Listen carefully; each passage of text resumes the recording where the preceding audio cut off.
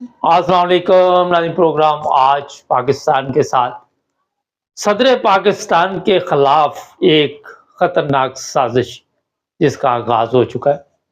इससे पहले इमरान खान के खिलाफ वो साजिश हुई थी, अब उसका निशाना है सदर पाकिस्तान। फौज के मेजर का क्या बयान सोशल मीडिया पे चल रहा है, एक वीडियो है, वो आपको क्या पैगाम दे रही है, ये चीज़ें आज हम इस प्रोग्राम में आपको बताएंगे। सदर पाकिस्तान जो है उनके मतलब अब एक नया प्रोग्राम बना है, कंपनी भी इसमें मुलव्वस है। कौन कौन मुलव्वस है? वह ये है कि जो सिग्नेचर सदर पाकिस्तान ने किए नहीं थे और फिर उनके कहा जा रहा है कि जाली सिग्नेचर किए गए। कल की जो हरामखोरों का टोला है, राना सनाउल्लाह और दूसरे तीसरे पीपल्स पार्टी से भी कईयों का तल्लक है, उनका कहना है कि अगर 10 दिन में सदर दस्तखत ना करे फिर भी ये कानून बन जाता है। अब प्रॉब्लम ये नहीं कि 10 दिन में वो कानून बन जाता है या नहीं, प्रॉब्लम इस वक्त जो है उससे तवज्जो हटाई जा रही है। वो ये है कि सदर के दस्तखत किसने किए, ये सवाल है। अगर तो जाली दस्तखत किए गए तो कौन लोग मुलव्वस है? अब कहा जा रहा है कि ये सदर के जो अमले के लोग हैं उन्होंने दस्तखत किए हैं, उनके कारनामे हैं ये सारे, वो अपने उन लोगों से पता करें। पहली चीज़ तो यही है जनाब कि पाकिस्तान में आप सदर के मुहाफ़िज़ हैं या वज़ीर-ए-आज़म के मुहाफ़िज़ हैं या आप कौन हैं, आपकी कोई हैसियत नहीं, आपकी औकात कोई नहीं। आए देख लें, औकात की बात से आपको थोड़ा सा बता देते। सदर दस्तखत करे ना करे कानून बन जाता है। हमारा ये कैसा ज़बरदस्त तमाशा है। सदर भी बिठाया हुआ है, उसकी वैल्यू भी कोई नहीं है, वो पाकिस्तान का सदर भी है, इख्तियारात भी कोई नहीं है। अजीब यार तमाशा है। पता नहीं कौन लोग इस तरह के कवानीन बनाते हैं, कौन लोग इस तरह के कवानीन पास करते हैं, कौन लोग इस पे काम करते हैं। अब जो काम किया जा रहा है वो बड़ा खतरनाक है। सदर के ऊपर प्रेशर डाला जा रहा है कि आप इस्तीफा दे दें। सदर पाकिस्तान खुद इस्तीफा दे दे। ऐसी जो हमारी माफिया है, जो आपको पता है मीडिया पे है, बड़े बड़े हरामखोर मीडिया पे ही बैठे हुए हैं, वो प्रोग्राम उन्होंने शुरू कर दिए हैं। वो लिफाफे पहुंच चुके हैं उनको और उन्होंने कार्रवाई शुरू डाल दी है कि अब जिस तरह नवाज शरीफ पे मार का ड्रामा किया गया, फिर इमरान खान के खिलाफ महंगाई का किया गया और भी बेशुमार ये ड्रामे सहाफ़ियों के ज़रिए चलते हैं, तो अब सदर के इस्तीफे का चल पड़ा। जो बात मैं आपको बताने वाला हूँ आप सुनकर और परेशान हो जाएंगे। अब ये बताया जा रहा है कि जो ताकतवर लोग हैं वो सदर के इस्तीफे के दस्तखत भी कर देंगे। वो फिर इस्तीफा जैसे ही दिया जाएगा फिर एक नया फड्डा शुरू हो जाएगा। सदर कहेगा मेरे इस्तीफे की मैंने तो दस्तखत नहीं किए, ये कहेंगे दस्तखत किए, चलो अदालत में आगे फिर एक नया हरामखोर बैठा होगा, पूरी वहाँ भी कंपनी हरामखोरों की बैठी होगी, वो एक नया ड्रामा शुरू करे। ये प्रोग्राम बन रहा है इनका, इस पे अमल करते हैं या नहीं करते, क्योंकि जैसे ही ये मेरे पास इतला मिली है मैंने ये प्रोग्राम आप तक पहुंचा दिया है, आपका काम है इसे आगे भेजे। बहरहाल जेल साजी में हमारा मुल्क तो एक नंबर है, ये कर्जे भी जेल साजी के जरिए लिए हैं। IMF वालों को बेवकूफ़ बनाया है, जो ये भी इन्होंने जेल साजी के जरिए बनाया है। जेल साजी हमारे से कुछ सीखे, 2 नंबर ज़िंदगी क्या होती है, 2 नंबर अपना तरीके से हम किस तरह चलते हैं। एक मेजर साहब हैं, उनकी सोशल मीडिया पे इस वक्त तस्वीर चल रही है, मैं दिखाना नहीं चाहता क्योंकि थोड़ा सा हमें भी ख्याल रखना है। अच्छा, बड़े लोग कहते हैं आप वीडियो अपलोड कर दे, वीडियो अच्छा थोड़ी सी रिसर्च सर करें आप जाके, थोड़ा सा शऊर पैदा करें। हमारे ये जो लोग हैं बहुत सादा तबीयत, यही तो आपकी सादगी की वजह से मुल्क का बेड़ा गर्क हुआ हुआ। वो सर कॉपी राइट्स होते हैं हर एक चीज़ के, हम वो वीडियो अपलोड नहीं कर सकते। मैंने कई दफ़ा कहा कि आप सोशल मीडिया अकाउंट बनाएं, आपको वहाँ से भी वो वीडियो मिल जाती है। अगर किसी को बड़ी कोई मुसीबत बनी हुई है, उसको नींद नहीं आ रही है, हमारे ऊपर एतबार नहीं है, تو مجھے یار یہ اسکرین پہ جو نمبر ہمارے مختلف ویڈیوز پہ آتا ہے مجھے لکھے، میں بھیج دوں گا. وہ تصویر چل رہی ہے ایک میجر صاحب کی، انہوں نے یہ کہا ہے کہ عوام اور فوج ہمارے سروے کے مطابق ایک پیج پہ نہیں ہے. چیف آف آرمی اسٹاف آئے دن آپ کو بتاتا رہتا، اور یہ چیزیں پہلے کبھی نہیں بتائی گئی، ابھی اس کی مصیبت بنی ہوئی ہے. ہوتا یہ ہے کہ کوئی چور چوری کر لے تو اس کو یہی فکر ہوتا ہے کہ سارے میری طرف ہی دیکھ رہے ہیں، وہ پریشان ہو جاتا ہے کیونکہ وہ اس نے کام ڈالا ہوتا ہے. تو جب بندہ ٹھیک نہ ہو تو اسے اپنی صفائی پیش کرنے کے لیے بار بار آنا پڑتا ہے، بار بار آ کے انہیں بتانا پڑتا ہے کہ ہم دشمن کا مقابلہ کر سکتے ہیں، ہم کسی بھی جگہ پہ جا کے گھس کے مار سکتے ہیں. یہ چیزیں پھر بار بار آ کے لوگوں کو کیونکہ دماغی طور پہ، لیکن آپ کو پتہ ہے پچھلے دنوں تصویریں بھی لگی ہوئی تھی کہ ہم سے محبت کرو. اب تصویروں سے محبت ہوتی تو سب سے زیادہ تو میری تصویریں فیس بک پہ، یہ ٹک ٹاک پہ سب پہ چل رہی ہوتی، مذاق کر رہا ہوں. اچھا تو جناب یہ کام کرنے پڑتے ہیں، کچھ کر کے دکھانا پڑتا ہے، کچھ ایسے کارنامے کرنے پڑتے ہیں کہ آپ کی لوگ تعریف کریں. اب ان کی فوج کے بندوں کو بھی پتہ چل چکا ہے، اکثر کو پتہ ہے کہ عوام ہم سے دور ہو چکی ہے، عوام کافی دوری میں چلی گئی ہے، اور اس کو نزدیک ہم کس طرح لائیں، اس طرف کسی کا توجہ نہیں.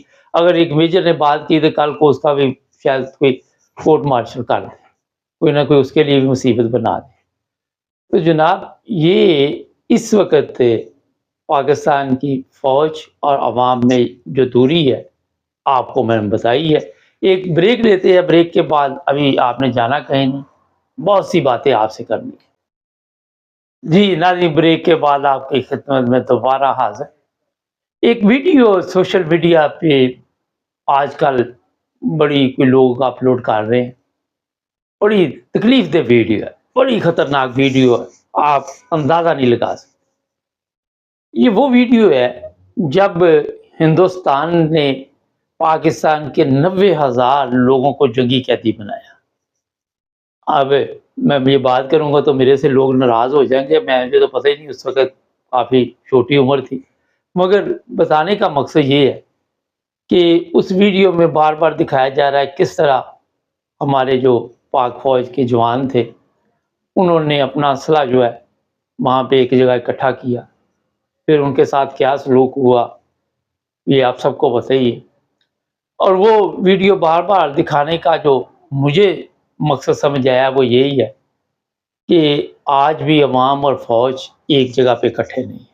اس وقت بنگلہ دیش کی عوام اور فوج میں نفرت پیدا ہو چکی تھی، حالات کافی خراب تھے.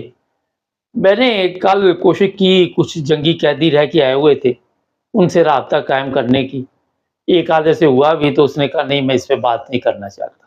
بات اس کی بھی ٹھیک ہے کہ کیا بات کرے، وہاں پہ ہم نے کوئی ایک فائر بھی نہیں مارا، آگے سے مقابلہ بھی نہیں کیا، اور پھر اپنے آپ کو ان کے حوالے کر دیا. کس طرح 2 سال 2.5 سال وہ رہے جیل میں آپ سب کو پتہ ہے. اس وقت ایک ریڈیو کا زمانہ تھا تو ایک سسٹم چلا ہوا تھا، جو جنگی قیدی تھے ان کی پھر ریکارڈنگ سنائی جاتی تھی. ہمارے بھی ایک عزیز تھے، وہ بھی وہاں جنگی قیدی رہے، اور پھر جب وہ واپس آئے تو حوالدار بن گئے. نارمل تو یہ جتنے لوگ واپس آئے تھے جنہوں نے ہتھیار پھینکے تھے ان کو نوکری نہیں دینی چاہیے تھی، کیونکہ مقابلہ تو انہوں نے کیا ہی نہیں اور اپنے آپ کو خود ہی حوالے کر دیا. دیکھیں اتنا بڑا جو قید خانہ بنا، آج تک کہتے ہیں جب سے دنیا بنی ہے یا جب سے ہم جانتے ہیں 90,000 لوگ گرفتار نہیں ہوئے. اور اس وقت آپ سب کے علم ہے پاکستان کا ایک حصہ علیحدہ ہو گیا، بنگلہ دیش بن گیا، مشرقی پاکستان بنگلہ دیش میں تبدیل ہو گیا. آج پاکستان میں لوگوں کو یہ بتا نہیں دے میڈیا والے، وہی سلسلہ چلا ہوا ہے خیبر پختونخوا میں، اور بھی کئی جگہ سے ہمارے پاس رپورٹ ہے کہ شدید حالات خراب ہے. اور دن بدن یہ بڑھتے جا رہے ہیں، یہاں تک کہ یہ بھی 22 تاریخ کو اگر جج نے وہ عمران خان کی ضمانت نہ لی یا وہ کیس کا کچھ نہ کیا تو اور بھی حالات خراب ہو جائیں گے مزید، کیونکہ ہوا یہ ہے کہ یہ جو فیصلہ آیا یہ آپ سب کے علم میں ہے کہ نواز شریف نے یہ فیصلہ کرایا، جج اس کے گھر آیا ہوا ہے، یہاں بیٹھا ہوا ہے، ادارے خاموش ہے، طاقتور حلقے اپنی ویڈیو بنوا چکے ہیں، اور یہ بنگلہ دیش میں اس وقت ویڈیو کا سسٹم نہیں تھا، مگر وہاں بھی یہ تماشبین بنے ہوئے تھے، یہ جو 90,000 پتہ نہیں کتنے لوگ تھے جو ان کی لڑکیوں کے ساتھ زبردستی کرتے رہے، بڑا ظلم کرتے رہے، یہ ظلم کی داستان ختم نہیں ہوئی، وہی آج بھی چل رہی ہے، آج بھی وہی عادت پڑی ہوئی۔ اچھا ایک بڑی اہم آج آپ کو بعد میں بتا دیتا ہوں، شاید آپ کا دماغ اس طرف نہ جائے۔ ہمارے کوئی فوج میں ہوگا نا تو اس کی کوشش ہوگی کہ میرا فلاں بھی فوج میں آ جائے، فلاں بھی فوج میں آ جائے، میرا بیٹا بھی فوج میں آ جائے، کوئی کیپٹن ہوگا، جنرل ہوگا، میجر ہوگا، ان کے بچے ہوں گے، رشتہ دار ہوں گے، یہ وہی نسل چلتی آ رہی ہے، جنگی قیدی جو ہوئے تھے، کوئی ان کے بچے آ گئے، کوئی جنہوں نے وہاں بنگلہ دیش ان بچیوں کے ساتھ ظلم کیا تھا، ان کی خواتین کے ساتھ جبرن زنا کیا، سب کچھ کیا، وہی نسل پھر فوج میں آگے بڑھتی ہوتی گئی، اور وہ آج پھر پاکستان کو اسی اسٹیج پہ لے آئی، یہاں پہ 71 میں ہم گئے تھے۔ بڑے میں کھل کے آپ کو بتا دیتا ہوں، ڈاکٹر ہوگا نا اس کا بیٹا بھی کوشش کرے گا یہ ڈاکٹر بن جائے، آپ دیکھ لیں ارد گرد، وہ کہے گا یہ بھی کوئی نہ کوئی میرے سے زیادہ اسپیشلسٹ بنے، اگر میں ہارٹ کا ہوں تو یہ کچھ اور دماغ کا بن جائے، یا اور جو بھی بہرحال ہر باپ کی خواہش ہوتی ہے کہ بیٹا آگے جائے۔ اسی طرح ہمارے جو اس وقت کے فوجی تھے، حوالدار تھے، ان کا تھا کہ میرا بیٹا کیپٹن بنے، کیپٹن کی خواہش تھی یہ جنرل بنے، کرنل بنے، اور وہ پھر آج ملک کو دوبارہ 71 کے بعد اسی جگہ پہ لے آئے جہاں آپ سب کے علم میں ہے کہ پاکستان کا کتنا نقصان ہوا۔